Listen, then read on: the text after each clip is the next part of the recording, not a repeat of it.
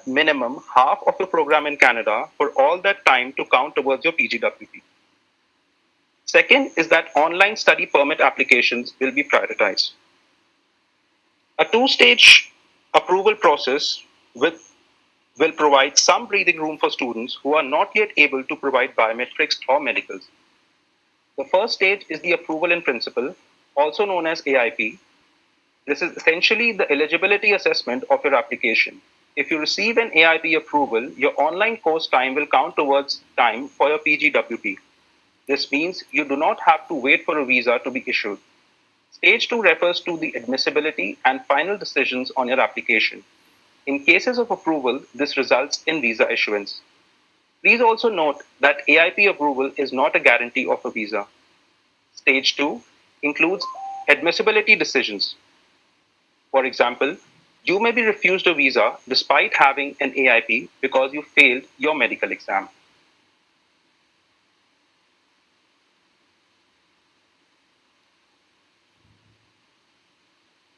Now, this chart explains the process from start to entering Canada. Prior to applying for your study permit, you should carefully, first of all, research designated learning institutions.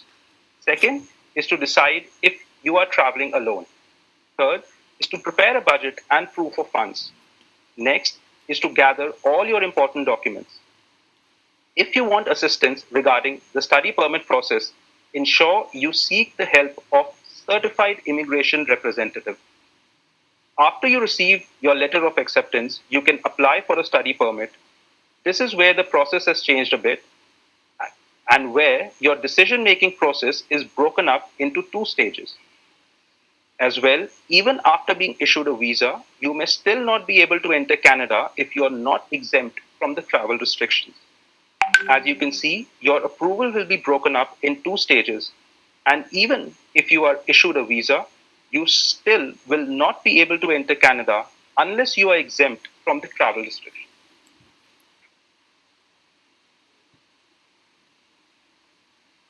So the AIP applies to applications which have not yet received a final decision as of March 18.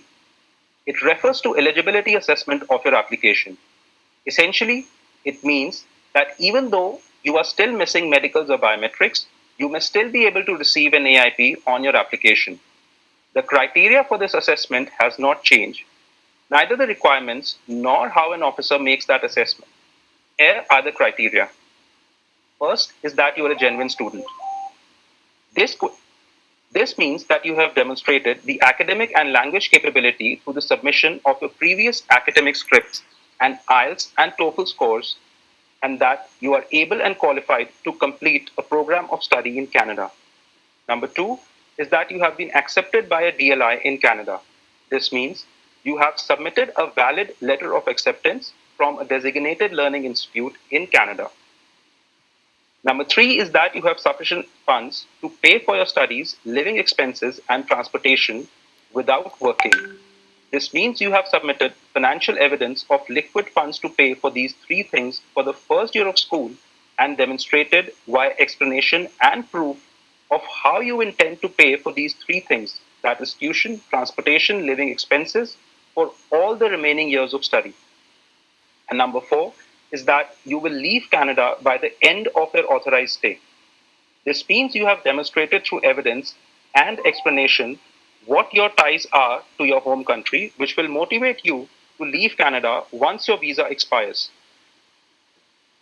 Once you receive AIP in your application, the letter will be sent to you electronically to relay this information to you.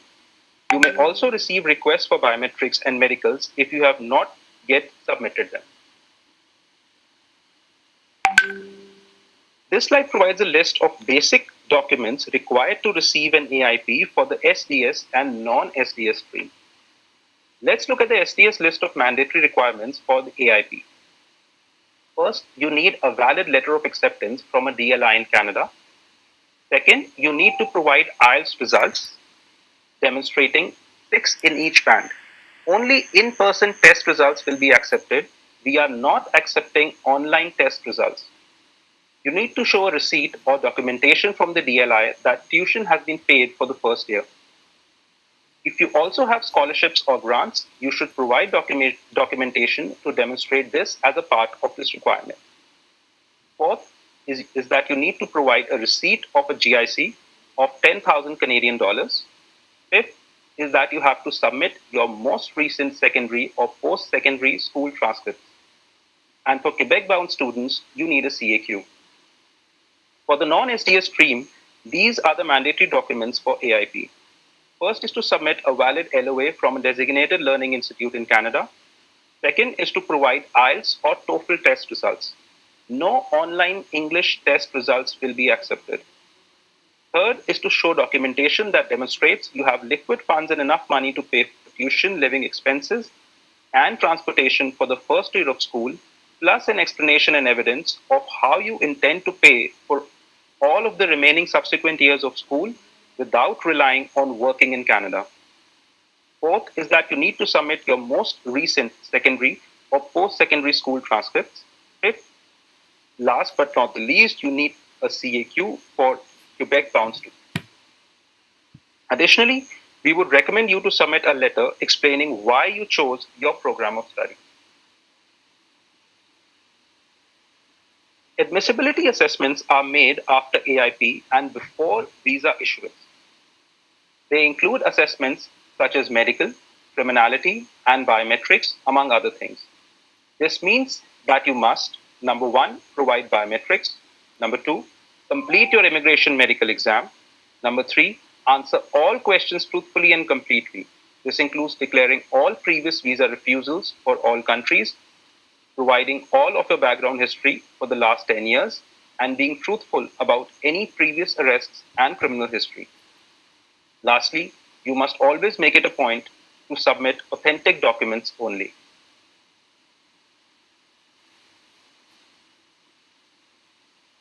It is important to note that the documents required to submit under SDS has not changed. We realize that due to service disruptions, you may not be able to submit all of the required documents to qualify under the stream. Examples of this may be upfront medicals, IELTS results, GICs, etc. If you are unable to submit a required document, for example, upfront medicals, your application will be moved to the non-SDS stream.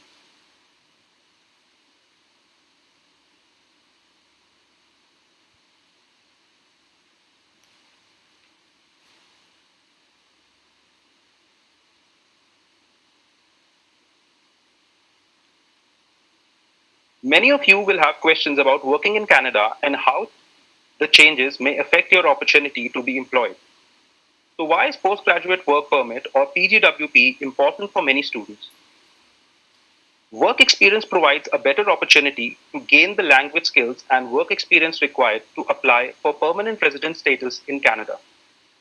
As well, Canada has some of the highest salary for workers, and if you decide to return to your home or work in another country, people who gain Canadian work experience are often able to demonstrate that they have skills and knowledge and critical thinking required to do the job. It is worth noting that to obtain a 3-year postgraduate work permit, the applicant must have completed a minimum of 2 years of post-secondary studies.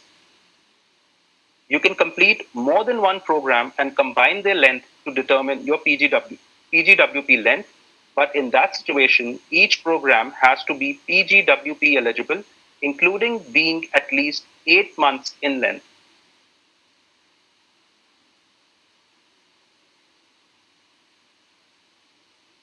This section applies to students already in Canada. Essentially, if a student switched to part-time studies or had to take a break in studies, for example, the spring semester may have been cancelled due to the pandemic, they may still continue to work on and off campus provided that they were previously a full-time student and already authorized to work on or off campus pre-pandemic. For off-campus work, the maximum limit is still 20 hours per week during the academic session and full-time during regular academic breaks. For students who are in essential services, this could include jobs in the health sector, for example. They can work more than 20 hours per week up till August 31st. To qualify for this, they need a valid study permit, must currently receive your letter of acceptance. You can apply for a study permit. This is where the process has changed a bit. Those who are not yet in Canada, a common process is broken up into well, even after being issued a visa, you may still not be able to enter Canada if you are not exempt from the travel restriction. As you can see, your approval will be broken up in 2 stages, and even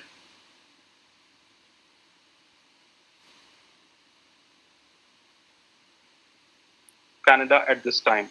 Additionally, only students with visas issued on or before March 18 can travel to Canada under the current travel restriction.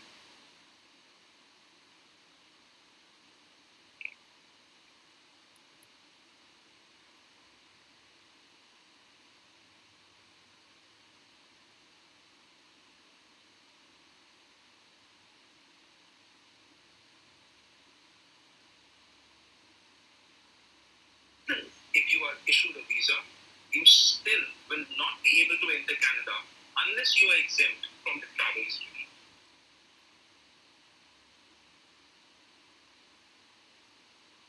The AIP applies to after that you are a genuine student. You intend to pay for these 3 things, that is tuition, transportation, living expenses, for all the remaining years of study. And now students already in Canada. Essentially, if a student switch to part-time studies or have to take a break in studies, for example, the spring semester may have been cancelled due to the pandemic. Your approval will be broken up in 2 stages. And even based on your education, work experience, language ability, and some other factors.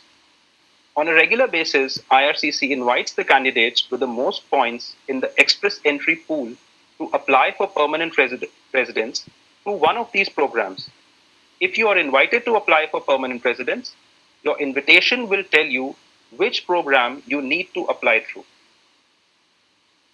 There are other options to apply to immigrate permanently as a worker outside of express entry system, including the rest of the provincial nominee programs and the Atlantic Immigration Pilot.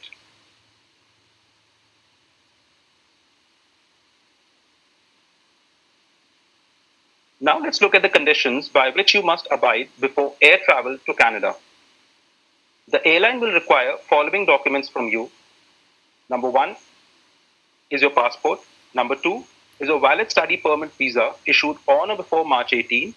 And number 3 are documents to demonstrate that your travel to Canada is essential.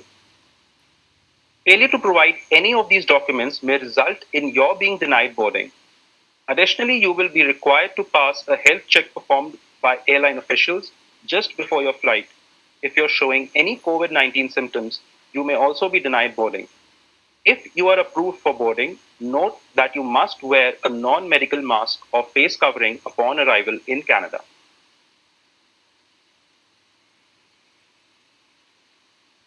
All travelers must undergo a health check upon arrival in Canada. It is also mandatory that all passengers arriving in Canada must self-quarantine for 14 days. This means that all travelers must, number 1, have a plan to self-quarantine for 14 days. Number 2, confirm and provide evidence that they have a suitable place to quarantine. This means providing an address and explaining how they intend to self-quarantine if other people live at the same location. Lastly, explain how you intend to respect the quarantine plan. For example, explain how you intend to receive essential items such as food. Please do not travel to Canada unless you have a viable quarantine plan. Failure to comply has consequences, which include a fine up to 750,000 Canadian dollars, 6 months in prison, or being deemed inadmissible, removed from Canada, and banned from entering Canada for 1 year.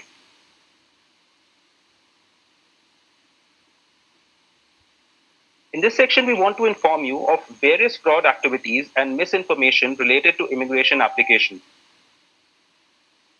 You may scan the QR code on the screen as I speak. Number 1 is to protect yourself and never share your personal information with unauthorized agents. If something sounds too good to be true, in all probability it is. Number 2 are fraudulent websites and scams. Websites and social media accounts may claim to be from the Government of Canada. Applicants are tricked into transferring money for services that will never be provided to them.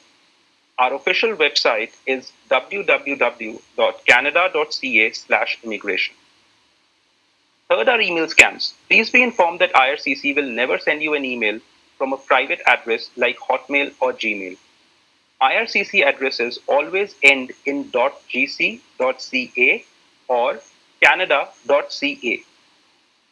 Both are telephone scams. Please note that IRCC will never ask you for any sort of payment by telephone. And lastly, unauthorized agents. We always say that you do not have to use a consultant to submit an application. However, if you do choose to use one, make sure that they are legally authorized under Canadian laws to represent you. For more information, please visit our website.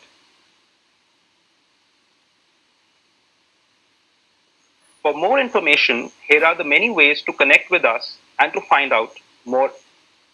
We have the IRCC website, that is www.cic.gc.ca. The High Commission website, as mentioned, is www.india.gc.ca. And you can also follow us on our social media handles on Facebook and Twitter by the name of Canada and India, and our YouTube channel for important videos for various frauds and other tips. We will now move to the question and answer session, where we will answer your questions which you've typed in the Q&A box.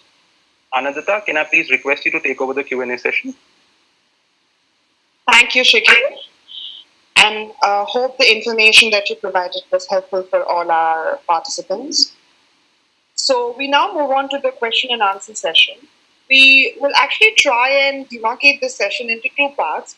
We're trying to look at those queries which are very generic and which will probably address questions being asked by a lot of people. So at the moment, while I'm speaking, the number of questions are 496 already. You might understand that we will not be able to answer each and every one of your questions. Also, because a lot of the questions that we are receiving are very similar. So what we're trying to do is we will try and club most of the questions which are similar and answer them in the most generic way possible, so that it is not only helpful for the person who has asked the question, but also for the other people who might have a similar kind of query.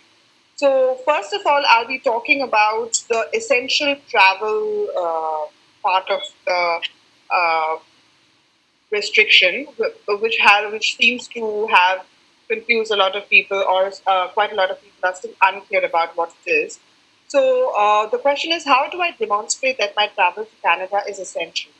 And especially when I have never lived in Canada. So this is especially asked a lot by people who are going to Canada for the first time to start their courses, or were planning to go to Canada for the first time. So what we would suggest is that you consult your designated learning institute to determine if your entry into Canada is essential. And if your entry into Canada is essential, the institute should provide you with a letter clearly outlining why you must be in Canada. Neither IRCC nor the High Commission provides travel authorization letters for students. So please remember this. This was also something which Shikhar mentioned in his presentation. The next question is, I'm a student in Canada who traveled to India in March. I was not able to get a return flight after the lockdown took place. Can I travel to Canada now? The answer is yes. An essential reason to travel to Canada is if you were previously living in Canada and are returning home. So this will be specifically helpful for returning students. The next question is, my Wi-Fi is not reliable from outside Canada. So can I enter Canada to study? We understand that every student situation is unique and everyone resides in different areas where the internet connectivity could vary. It is important for you to consult with your designated learning institute regarding options for studying online. If your internet bandwidth is not suitable, you should look at different options for studying online. If your bandwidth is not suitable, you should look at different options such as upgrading your Wi-Fi connection. Unless your DLI advises you that in-person attendance is essential, you cannot enter Canada at this time. The next question is, what if my DLI does not provide online courses and requires me to be in Canada, but I received my approval only after March 18, 2020? In this case, you will not be able to travel to Canada under the current travel restrictions, even if your DLI requires you to be in Canada. And in this case, what we would advise is that you should consider deferring your course or deferring your study. The next question is, can I still go to Canada and work 20 hours a week off campus if my classes are online? The very short answer to this is no. If your classes are online, you would not have an essential reason to travel to Canada. The next question is, I was not allowed to board the aircraft leaving for Canada even though I have a valid study permit issued before March 18. What should I do? The final determination to allow a traveler to board an aircraft is made by the airline, often in consultation with the Canada Border Services Agency. It is your responsibility as a traveler to have documentation that clearly shows that your travel to Canada is essential. Now I'll be addressing a few questions about the two-stage processing policy, which is currently in place temporarily. So the first question is, what documents should I submit before September 15th, 2020 to be eligible for the two-stage processing? So there are three mandatory documents you must submit: the completed Ircc application form, proof that your fees have been paid for your application and also for your biometrics, the letter of acceptance from your designated learning institute in Canada. In addition to this, you should also submit as many of the required supporting documents as possible at the same time as your application submission to avoid delays in processing. The next question is the two-stage processing available for winter 2021 intake or winter 2021 start date? No. The two-stage processing will only be for programs that start or have started in the spring, summer, or fall of 2020. The next question is, how do I obtain an approval in principle? Is this the first stage of approval? The approval in principle happens in the stage 1 of the review of your application. Approval in principle, or AIP as we commonly call it, is granted when an officer is satisfied that you are eligible to enter Canada and you are eligible to be a student in Canada, that you will abide by the terms and conditions of your study permit and leave Canada after your authorized stay. The next question is, what does an officer consider when reviewing an application to grant or deny AIP? So the officer weighs a variety of factors, including whether or not you have an established family in India. Say, for example, someone who was already working here, had a stable employment here with a good salary. Then the other thing that they might look at is, does your course of study make sense? You should be able to explain why you are choosing a particular course of study. And you can do so by adding a letter of motivation in your study permit application. The officer will also definitely look at if you have sufficient language skills to show that you are able to succeed in your studies in Canada and live in Canada where the primary languages are English and French. So you have to be fluent in either one of those languages. The officer will also look at your funds and see whether you have sufficient funds for you for your studies and living expenses without relying on working in Canada. So the funds that you show as part of your application should justify that you have enough money to study and live in Canada if a situation arises where you cannot work in Canada. So working will be your additional benefit, but you should not rely on the fact that you are going to take all your expenses, use all your expenses to live and study in Canada by working there. So that should never be your option when you're applying for your study permit application. And then the officer will also definitely look at the valid letter of acceptance from your designated learning institute. This is, of course, one of the most mandatory documents that you submit in your study permit application. So now, what documents must I submit to receive AIP? That is the next question. So if you are trying to apply under the student direct stream, then the documents that you need to submit are the letter of acceptance from your TLI, your IELTS test score, where you have scored a minimum of 6 band in each of the 4 modules, your entire tuition fee paid for the first year, a guaranteed investment certificate for 10,000 Canadian dollars, your most recent secondary or post-secondary school transcripts, and if you are a Quebec-bound student, then you will definitely need to add your CAQ. What about the people who are not applying through the student direct stream? What documents do they submit when they are planning to receive an AIP? Documents that they need to submit are letter of acceptance from their DLI, their IELTS, TOEFL, or PTE test results, evidence of financial ability to pay for their tuition, their transportation, and other living expenses in Canada, their most recent secondary or post-secondary school transcripts, and again, for Quebec-bound students, their CAQ. The next question is, if I'm missing a document like medicals, which is something which is very mandatory for SDS applications, can I still qualify for SDS? The answer is no. If you are not able to submit all the documents under SDS, the officer will assess your application as a regular non-SDS application.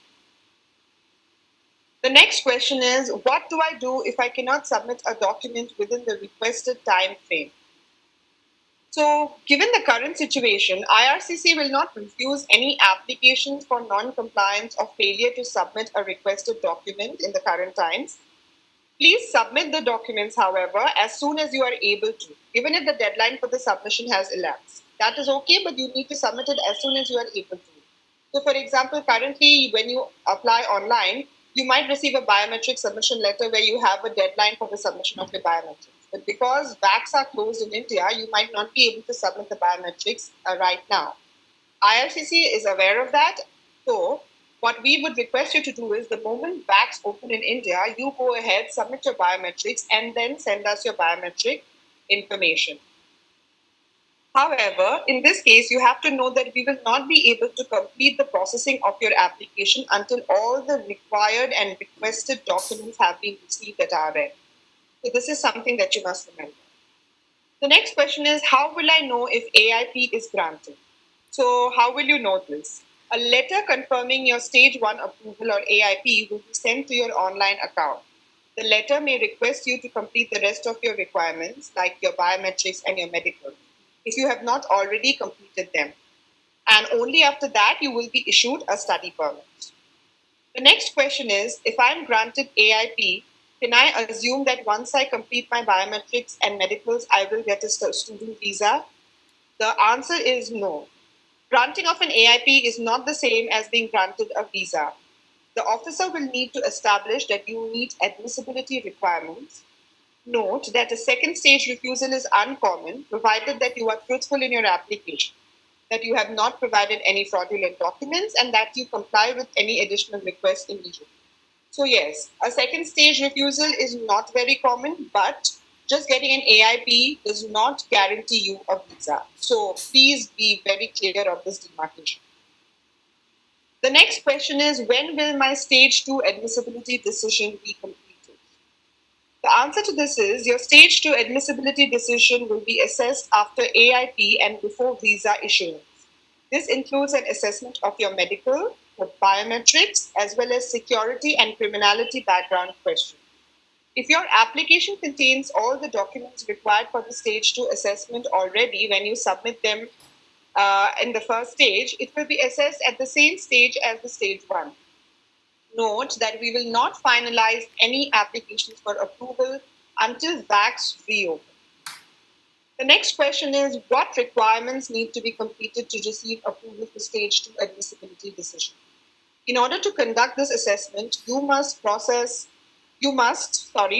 biometrics, complete your immigration medical exam, answer all the questions in your application form truthfully and completely, and this includes declaring all your previous visa refusals for other countries, providing all background history for the last 10 years. And a very important thing is, you must submit only authentic documents. The next question is, what if my schooling or what if my courses start before I receive my AIP? This seems to be a very common question that we're receiving today. So the answer to this is, you can start school online prior to obtaining your AIP. If you receive your AIP after you have started school, all the time will still be counted towards your post-graduation work permit or PGWP, provided that you submitted your study permit application before September 15th. So remember this date. This is the date which is currently in place. And as mentioned at the beginning of the presentation, all the information we are providing today is only valid as of today. Will I receive a refund of my tuition fees if my application is refused when I am studying online in India with a DLI in Canada? So, for something like this, you need to consult with your DLI or your school because only they will be the people who will be able to confirm their refund policy. The next series of questions that I'm looking at refer to processing times. We are receiving a lot of questions regarding processing times today. So I'm just looking at generic questions and, like I said, not taking up any case specific information. So the first question is processing for SDS study permit application faster than non SDS application? As you know, there have been many service disruptions due to COVID 19, and we have not been able to maintain our standard processing times. We are working through our inventory of applications right now. So, right now, IRCC will not refuse any application for non compliance or failure to submit the requested documents. However, if you are not able to submit requested documents in a timely manner, we will not be able to complete the processing of your application until all required and requested documents have been received. The next question is, when can I expect a decision on my application? So again, because of service disruption, we have our processing times have been severely affected, but we are working very hard towards a normal service standard. Applications who merit a refusal are being finalized at this time. So please check your online account or email in case you have already applied and you have received a refusal letter. For those applications who receive a visa approval, they will not be finalized until visa application centers can be opened. And the next question is, when can I submit my passport so I can get my visa? The answer to this is again related to the opening of visa application centers because you need to wait for visa application centers to reopen to submit your passport for visa issuance. Please make sure that you do not send us any passport directly to our office because we cannot accept any passports at this time. In case you have sent or end up sending your passport to us, it will be returned to you at your own expense without a visa. So please be very careful. Now I'll move on to addressing a few language related questions that we have been receiving. So the first question is, can I submit a language proficiency test result that I completed online? Say, for example, Duolingo or IELTS Indicator are few tests which are now being introduced since the pandemic. So what if someone wants to submit a test result for one of those online tests? And the question also asked, if my school has accepted my results for my admission, is this sufficient? So your school might have accepted these results as part of your admission, but IRCC will not accept results for any online language test. There are no changes to the language proficiency assessment on score requirement. The recommended tests are still IELTS and TEF and TCF for French. Test scores from Duolingo or any other online language test will not be accepted for any immigration application purposes, including for study permits. The next question is, what if my IELTS score is expired or about to expire? In a situation like this, we will accept the IELTS results as long as they were valid on the day when you submitted your application. So say, for example, you submitted your application sometime in March, but by now your IELTS results might have expired and you have still not received a response on your application. You do not need to worry because we will be looking at the validity of the IELTS test on the date when you submitted your application. So if you had submitted it in March and it was valid in March, it will be accepted and we will look at it like that. The next question is, does IRCC accept PTE language scores as proof of language ability for a study permit application? It is recommended that you submit language scores indicated on the IRCC website. So you can go there and have a look. However, if you have completed a PTE language test, you may submit your scores to us using the PTE portal.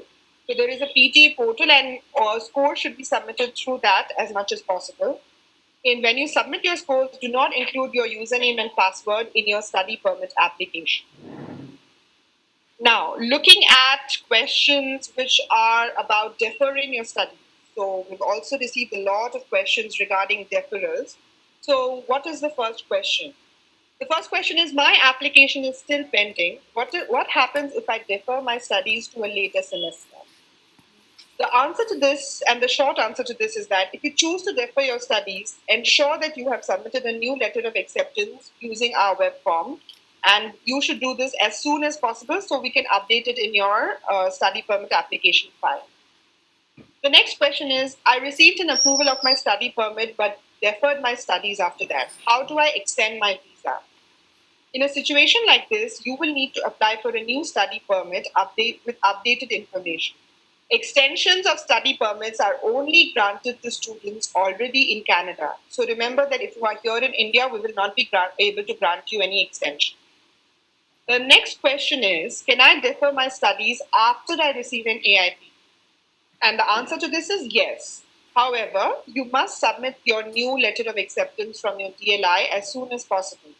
If you plan to change your course of study or decide to study at a different DLI, the officer who is assessing the application or your application may reassess your stage 1 AIP decision. So you have to be aware of this and keep yourself informed about it. Moving on to a set of questions which seem to be very important at this point in time, very relevant, and also we are receiving a lot of questions around this about post-graduation work permits. So a very common question that we seem to have received today is, what percentage of my studies can be online to be eligible to obtain a PGWP or a post-graduation work permit? So the online portion of your course must be 50% or more of your entire program of study. What this means? This means that you will still need to complete at minimum half of your program in Canada for all of the time to count towards your PGWP. The total program of study is calculated based on the number of courses completed in Canada. So please remember this information. The next question is, I have already completed 50% of my program online prior to the fall semester. Can I still obtain a PGWP? And the answer is, if you started your program in spring or summer of 2020 and have already completed 50% of your program online, you need to make a choice depending on two options. So you can either continue to complete the remaining 50% online, and as per the new PGWP norms which were shared in the presentation today, you will still be eligible, or you might still be considered eligible for a PGWP, your full PGWP. Or the other option that you have is you can defer your program of studies so that you can do the remaining 50% in person in Canada. And as of now, both the options will give you the option to have an entire duration of PGWP as you would have if you were to do physical classes in Canada. The next question is, do I have to wait for AIP for courses to count towards PGWP? And the answer to this is no. As long as you have submitted your study permit application before September 15th, the entire fall semester will count towards a PGWP, even if you receive your approval in principle at a later date. Note that you will still have to meet the other eligibility criteria and requirements for PGWP. So this is something that you need to remember. And the final question that I'll address regarding PGWPs is, can I switch from full-time to part-time study, and will this affect the duration of my PGWP? So for the fall of 2020 semester, you must be enrolled for a full-time study program for that to count towards the PGWP. However, for winter, spring, and summer of 2020, the semester starting in winter, spring, and summer, the duration of your PGWP will not be affected if you became a part-time student because your DLI cancelled or delayed classes due to the COVID-19 public health measures. So with that, I will now stop because I think we seem to have answered a lot of the generic questions that we have been receiving on the Q&A chat box. As I can see, we have received about 1,500 questions right now. So I would now like to hand it over to Ms. Jackie McLean. Jackie is the manager of our client service and exceptional case unit. And Jackie will also address a few more questions that we have received today, but she will try and look at more of the specific questions which might be also helpful for other people. So Jackie, I would like to hand it over to you, and maybe Shakir is the person who will be asking you the questions. Thank you, Anandita, and thank you to all who are attending the session today. I think that one thing that I would like to stress before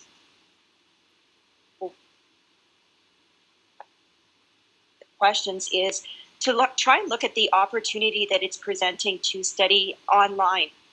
Sometimes it's very difficult to move to a different country, to have, living with new people, experiencing a different culture. This is an opportunity for you to assist with your integration almost in a two-step.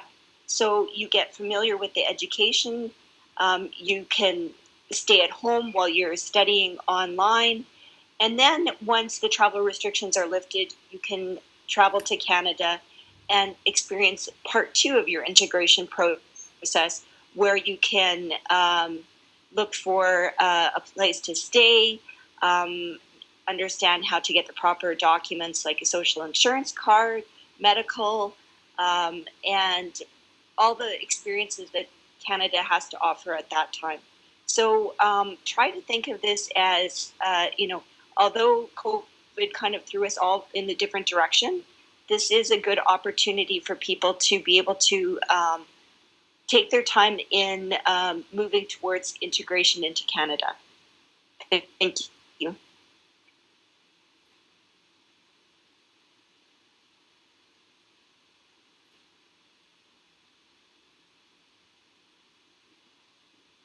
Hi, Jackie. Can you hear me?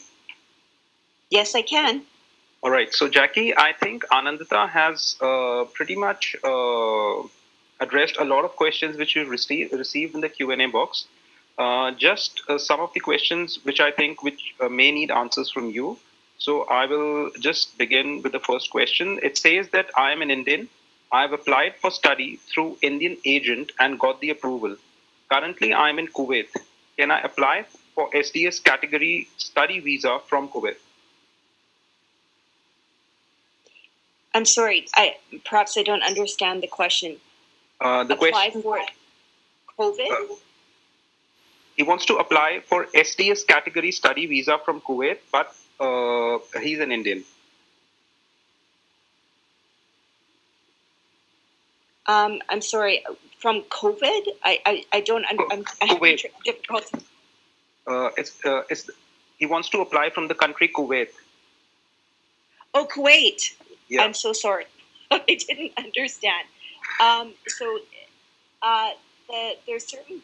There's particular countries that are offering SDS, and it depends on whether or not you are a citizen of that country. So if you're a citizen of India, you are eligible to apply under the SDS program. So now everything is online. So you're applying online and not at a specific visa application center. So feel free to submit your application and meet the SDS requirements. We are all, even though the processing times now are very similar, because we are definitely trying to prioritize approval in principle, we are still strongly encouraging people to apply through the SDS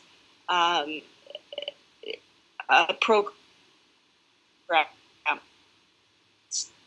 Is very clear the requirements, and a lot of times it's difficult for students to understand what would be the financial requirements in order to receive approval in principle. So if you are thinking of studying in Canada, we do strongly encourage you to submit documents that would qualify you under the SDS program. All right, thanks, Jackie. The next question is, if AIP is not approved before classes begin next month, would I be able to start and attend classes online? And what would happen to my fee refund if I enroll in the class and later my study permit is refused? So you are welcome to study online prior to receiving approval in principle. And as Anandita stated in the questions, once approval in principle is granted, all of the time that you have study will count towards your PGWP. The second part of that question is, if you are refused at stage 2, will you be eligible for a refund? We strongly suggest that you contact the DLI to find out what their refund policy is. Thanks, Jackie. So the next question is a question which is coming, in fact, from a lot of participants. It says that, what does it mean by completing 50% of the course in Canada? Does it mean completing half of the duration of the program length in Canada, or completing half of the subjects in Canada? So the 50% is calculated by the number of courses. So we look at the total amount of courses that you completed in Canada and the total amount of courses that you completed outside of Canada. And the in Canada courses have to be 50%. Right. So the next question is also a very common question from a lot of participants. And it says that there has been no update so far in my application, and students who applied before me have received the AIP. What is the pattern or trend being used to process the applications? Is it a random pattern, or applications are being processed in some particular pattern? We do try and process according to date order. As you are aware, there are the mission in Delhi, Chandigarh, Bangalore. All the paper files have been transferred to the office in Delhi, and we are working with limited staff during that period to process paper applications. So there may be more of a delay regarding those ones submitted through the Visa Application Center, but we are working very hard to get approval in principle to everyone prior to the fall semester starting. All right.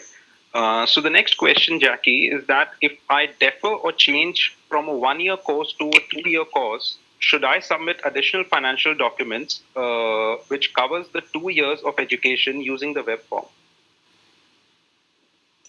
Yes, at the same time as you've submitted, so I'm assuming that you submitted your application and now are changing your course of studies where you would require a new letter of acceptance. Am I understanding that correctly, Shakir? Yeah, that's right.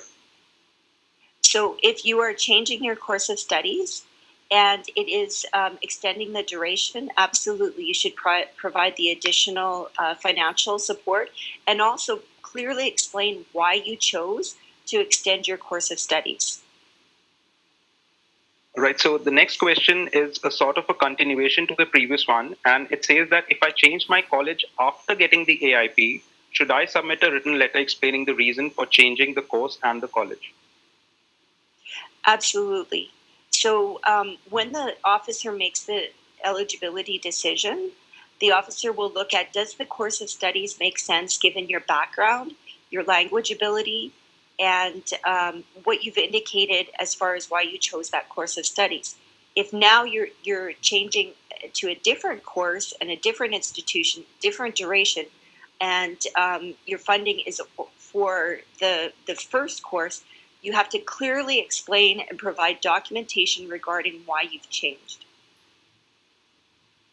All right, thanks, Jackie. So the next question is that if a student worked outside for India for more than 6 months, does he or she have to submit a PCC to IRCC of that country as well as the Indian PCC? So if you have lived outside of country or lived in a country for longer 6 months, and it is a country where you can obtain a police certificate, then you will be required to obtain that with your application. So you can go online and find out what countries those are available. All right. So the next question is with regard to the new PGW rules, the PGWP rules. It says that if my classes are starting from September 5th and it is a 1-year program, then will I be eligible for the PGWP if I complete more than 50% of the program from my home country? No. So you have to make sure that you complete no more than 50%. If if your ultimate goal is to get the postgraduate work permit, you have to be very careful that 50% of that course is completed in Canada. So that is something that students are going to have to consider. Right. So the next question is that, can IRCC refuse study permit in the second stage on the basis of documents which are already present in the file? So the second stage of approval is based on your admissibility. So what the officer will be looking at is your medical result, your biometric result, and yes, if the officer discovers at stage 2 that you have submitted not authentic documents, or they found out that your information you provided was not truthful, the officer can refuse at stage 2. Thanks, Jackie. The next question is that I have enrolled for 8 months PG diploma course, which is beginning in fall 2020. If I begin my online course in fall 2020, or in any case, border restrictions do not lift in January 2021 due to COVID-19, then do I defer my second semester? If I do so, would it impact my PGWP? If you're deferring your studies, I'm assuming that you might be doing that in order to make sure that you obtain a 50% mark of completing your studies in Canada. And so in that case, it would not affect your PGWP. Right. So the next question is a little unusual. It says that which factors can lead to a failure in the medical exam? Can high blood pressure condition lead to a failure in the medical immigration exam? So failure in a medical exam is kind of two-pronged. So the first failure would be if you have a communicable disease, such as something contagious like the Ebola virus. So we very, very, very rarely ever see that. So the second is if you are going to be excessive demand on the healthcare or social healthcare system in Canada. So those would be things such as active tuberculosis. So things that can be managed and are not excessive demand on the social or healthcare system in Canada, you will not be found medically inadmissible. All right. The next question, Jackie, is that the High Commission posted that they are reviewing options to reopen VAX in September. Is it some kind of an assurance that VAX will surely open in September, or we will see the High Commission posting the same in September or October? So the VAX will remain closed for the remainder of August, and at the earliest, VAX will open in September. So the review is to take place in September, and at that time, that is the earliest that the VAX will reopen. But we can't predetermine what the decision will be at that time because they're closely monitoring the situation in all parts of the world where the VAX are currently closed to see whether or not it would be safe to reopen. And if it's safe to reopen, they might look at, is it safe to reopen for passport submission, for biometrics, but perhaps not submitting paper applications. So they'll not only look at, can we reopen the VAX, but they'll also look at what capacity they can reopen the VAX. Thanks, Jackie. So we have a very interesting question, and also since it's a new document, I thought it may be relevant. Is that how do I know that my approval in principle mail and letter is not a fraudulent letter? So like most applicants now have applied online.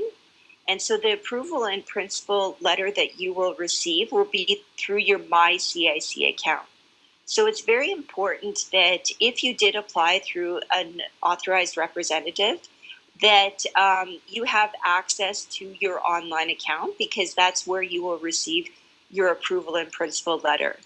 Even those applicants that submitted an application through the Visa Application Center will receive a lot of their correspondence through their email address. So it's very important that on your application you included the correct email address that will go directly to you.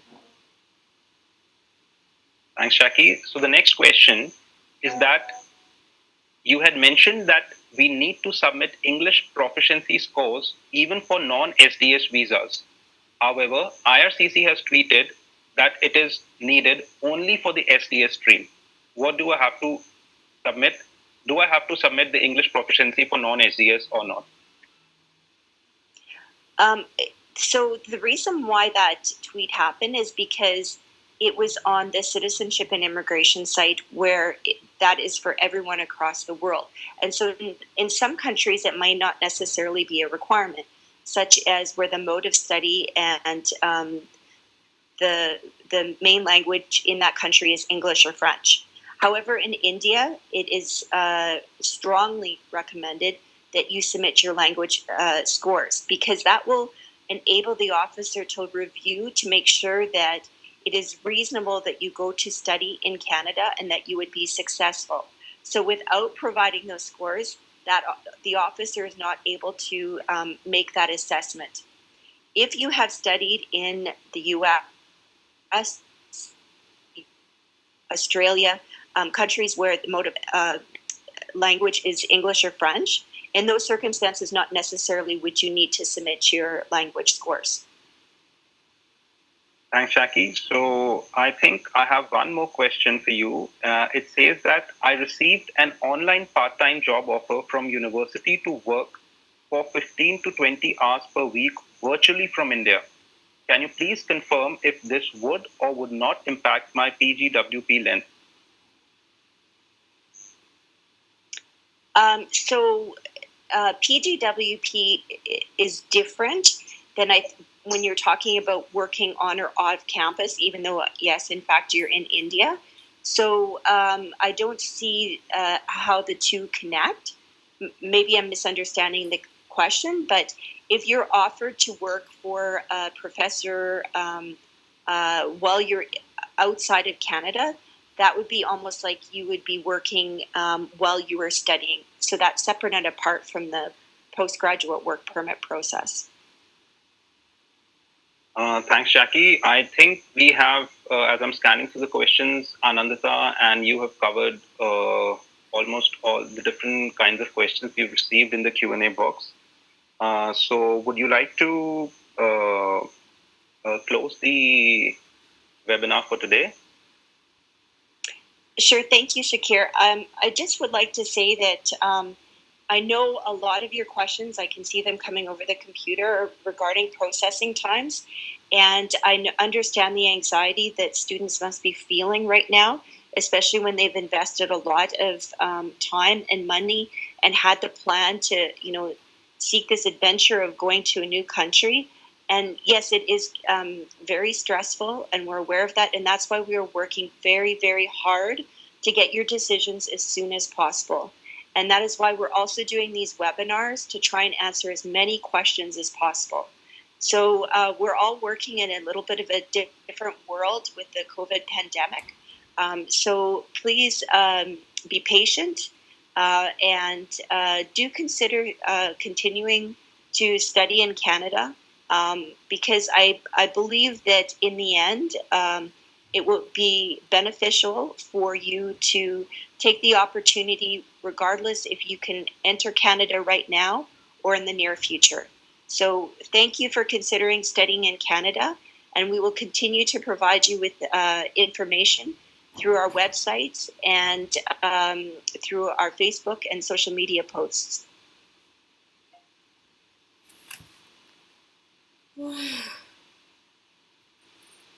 Thank you, Jackie, and thank you everyone for joining us. With that, we come to the end of the webinar today. Hope you found it informative. And like Jackie said, please continue following us on social media for all the latest and updated information regarding study permit processing and other types of visas. Thank you all and have a good day.